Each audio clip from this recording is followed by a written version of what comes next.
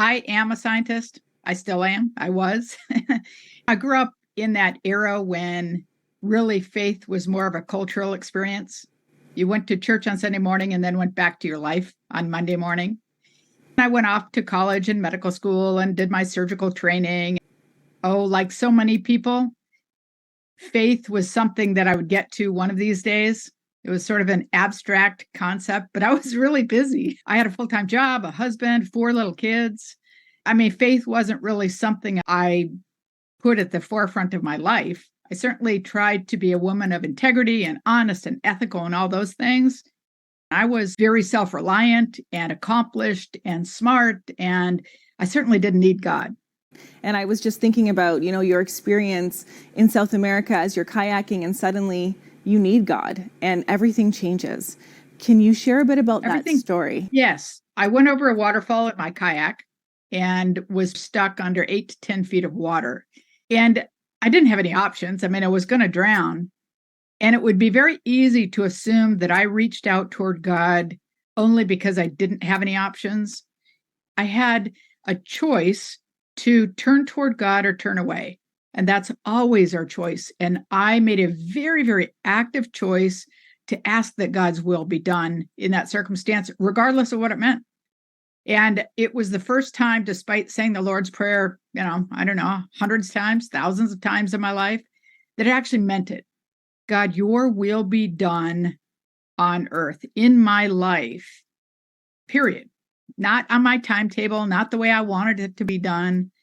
But truly, it was the first time very actively I gave up trying to control or be the one in charge of my life.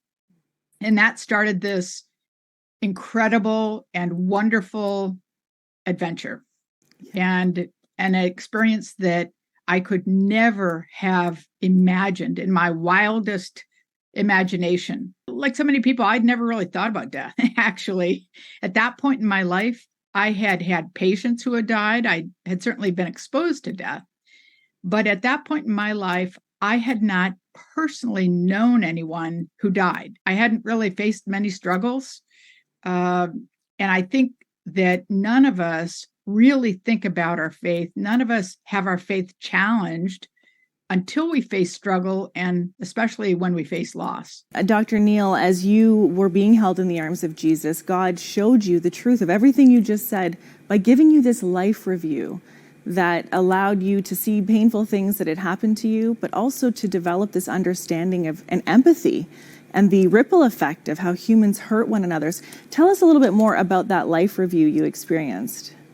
From a point of understanding, I understood everything about me and my life story, my backstory that had brought me to that moment in time. And I also understood the backstory and life story of everyone else involved. And what I discovered is that it wasn't a matter of forgiveness, because in our culture, we don't understand forgiveness. It's always a 2-part thing. Like, I forgive you, but I don't ever want to see you again. Or I forgive you, but I'm never going to forget. But God's forgiveness isn't that. It really is as far as the east is from the west. It's complete. It's absolute. I think it comes out of the fact that God knows us, knows our story. And what I realized in knowing everyone's story in these wounding situations is that I didn't have to forgive. There just wasn't room for anger or bitterness or shame or any of those destructive emotions, because where God's love is present, there's just no room. It's an experience that every one of us has had many times in our life. We can look back and see many times where either we have been misjudged or we have misjudged other people.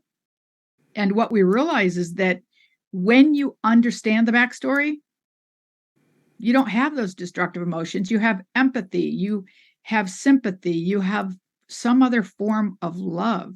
And as God was giving you that perspective, being held in the arms of Jesus, having this life review, he wanted to give you even more perspective. And suddenly you were up above your body and you could see your body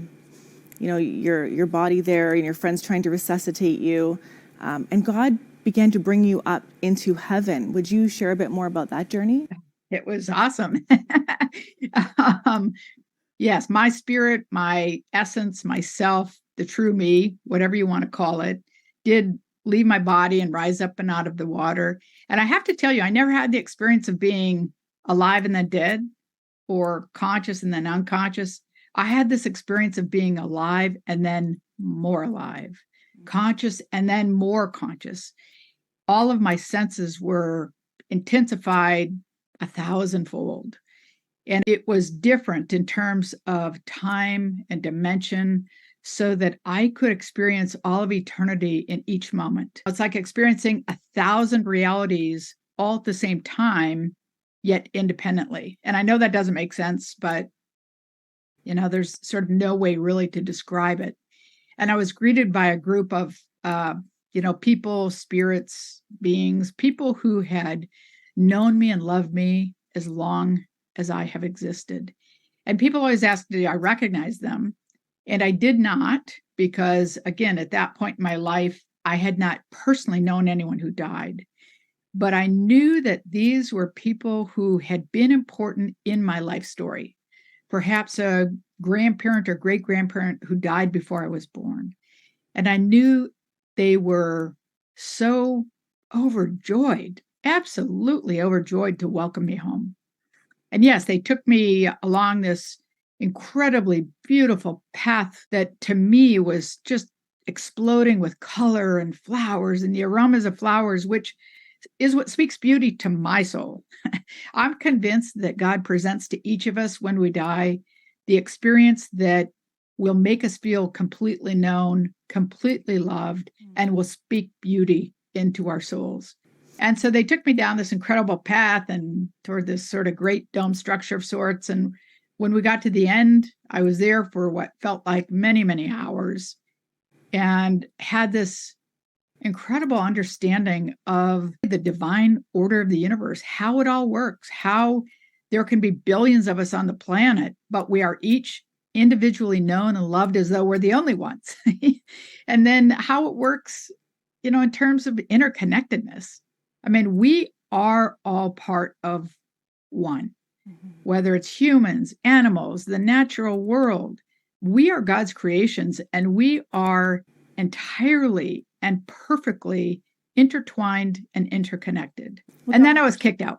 That's what I was going to ask. And then, yes, and then, you asked to stay, and right. God said I was told it wasn't my time. I had more work to do on earth, and that I had to go back to my body.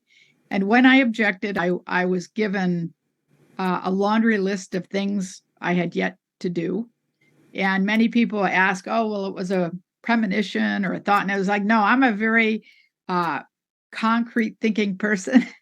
And so it was basically a laundry list. It was like, okay, here's your list. So get back there and get to work. And I might add that nothing on this list was something I felt excited to do. Nothing on this list felt like something I was qualified to do, had time to do, wanted to do, etc.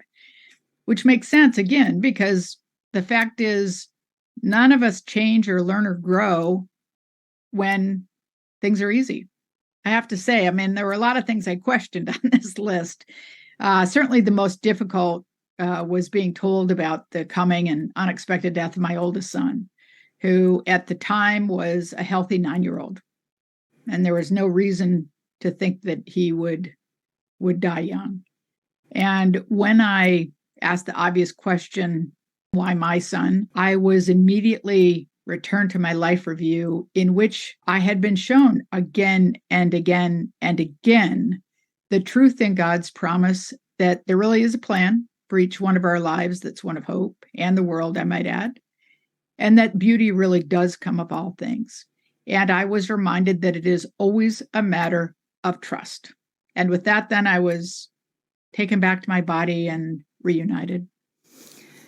Wow. And Dr. Neal, some years later, you did lose your son prematurely in a car accident. Yeah. And that he was hit by a car and killed. Yes. Mm-hmm.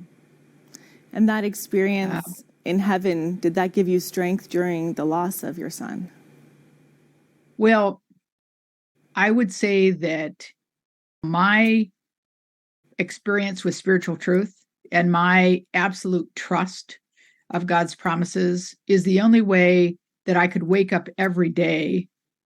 And I will fully acknowledge that my trust in God's promises did not protect me from loss, and it did not protect me from the emotional devastation of losing my son. He and I were very close.